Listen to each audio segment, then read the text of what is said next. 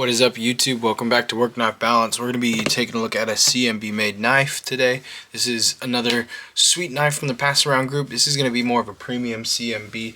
As you all know, I have my favorite CMB over here. This is kind of like my budget go-to carry right now, which has been one of my favorites to work on and so have around. So I really like that one, so I'm excited to dive into a little bit further into this CMB right here. So before we get too far into that, I want to go ahead and say thank you to everybody who's already liked and subscribed to the channel. If you haven't, feel free to hit that subscribe button down below.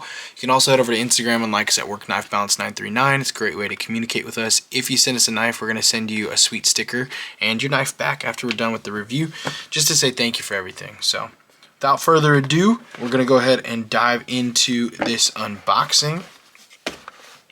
Not really an unboxing, just kind of looking into the knife here. So got your declaration of authenticity. This is going to be the Sasori.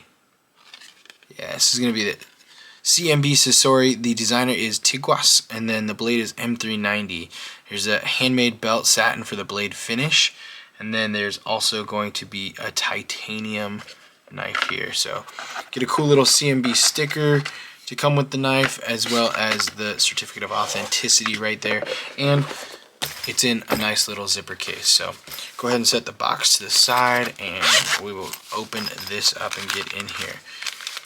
I will say, if you saw the unboxing video where I unboxed this and a couple other things a while ago, I was quite surprised with the size of this knife. I thought it was going to be bigger than that, but it's definitely a little bit smaller. And there are some really cool things about this knife that kind of bring notes to another knife that has been on my list of things that I've wanted to take a look at, that we've got some shorts with, but haven't actually been able to do a full review on. So let's go ahead and start with some measurements on this guy right here. We're going to go ahead and go from tip to tail. This is the CMB Sasori. Tip to tail, we are looking at about 7.25, a little more than that, so 7.25. Blade length, we're looking at about 3.15 with a cutting edge of about 3.1. So definitely a good kind of compact size knife. It's definitely slimmer too. It's going to be a smaller feel in hand. It's going to have really good ergos. You can, if you're careful, choke up around the other side of this right here. You just can't go too far because you got the blade on the other side. But fitting right underneath this kind of like ramped here area here from the flipper on the front, you can actually fit a full hand in there, and it grips fairly well. I will say I wish there was a little bit more to give a better grip, or this was out of the way and you could actually put your finger right there. That makes it really uncomfortable to hold your finger here, and if you come up front you are touching the blade, so that's not the best choice. So I will say it was a little bit bigger in the grip, but for a small compact knife it fits really well and has really good action. So nice flipper on the backside. That's all you can do with this knife. There's no frills, nothing crazy about it or anything. It is just a flipper, but it is dialed absolutely perfect. So you got a nice little shake shut action. If you hold your finger back here a little further, you can actually get it down closer. But I like to keep my finger right there and catch it on that flipper and then give it a little push shut or shake shut down. So yeah, do some side-by-side comparisons for you. We've got the Sasori right there in the middle, and then we'll go ahead and do the Civivi Elementum button lock up top. We'll go ahead and do the Spyderco Para 3 down below, showing you. These are two everyday carry knives that are quite in heavy rotation through a lot of people's everyday rotation, so they're really good size comparisons to show you that. As you see, you've got a really good comparison on both handle and blade to either of those knives. It's a little bit longer on the blade than the Elementum. It's a little bit shorter on the blade than the Para 3, and then it is going to definitely be a thinner knife than both of those. Going to give you more of a front pocket carry, a gentleman's carry, nightly knife or something like that. Ergos, as I said, were good on the front grip. You got good reverse grip, and it actually almost feels better on the reverse grip because the way you can kind of cap the end with your thumb here if you needed to.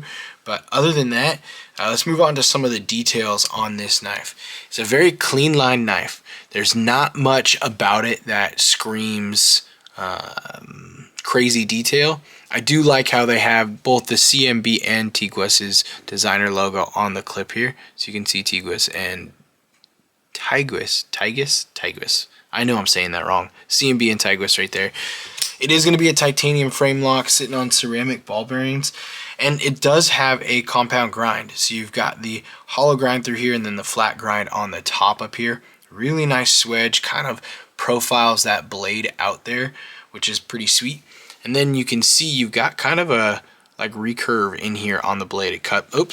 Went too high. You got kind of a recurve in here on the blade as it cuts through there. So really nice blade profile. Really love the way this kind of turned out. This M390 steel as it comes through there, and then the titanium frame lock. So you got really cool jimping on the backside here, really nice jimping through that back spacer, and then minimal hardware. Always love to see minimal hardware. You got the one on the backside and the one up front are on the pivot, and that's it. So that makes that show side really clean. One thing I thought of when I saw this knife was the Fido. So there's a knife out there called the Fido, and I am blanking on who that is by actually. And so they're made in Texas. I believe they're a USA made knife, made in Texas, but this really reminds me of the Fido quite a bit. It has differences.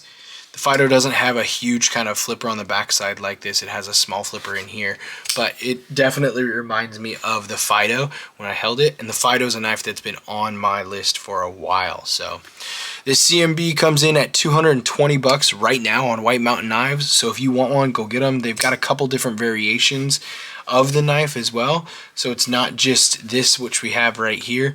You've got, I believe, 3 different variations of the knife.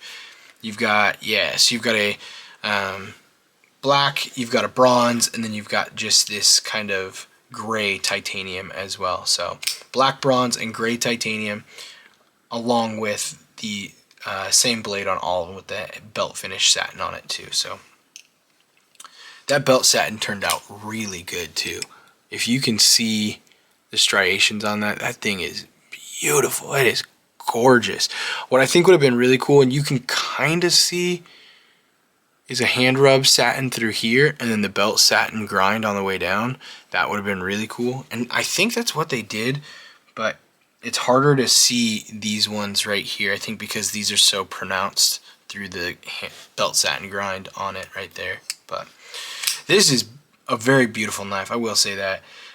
It gives me definite notes to that Fido though as I think about it and look at it more and more and more.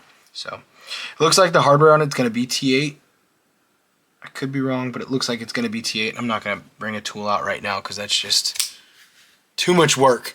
So $220 on White Mountain Knives right now. You can use codes on White Mountain Knives. I don't have one, but I know there's a couple out there, so that brings the price down even more.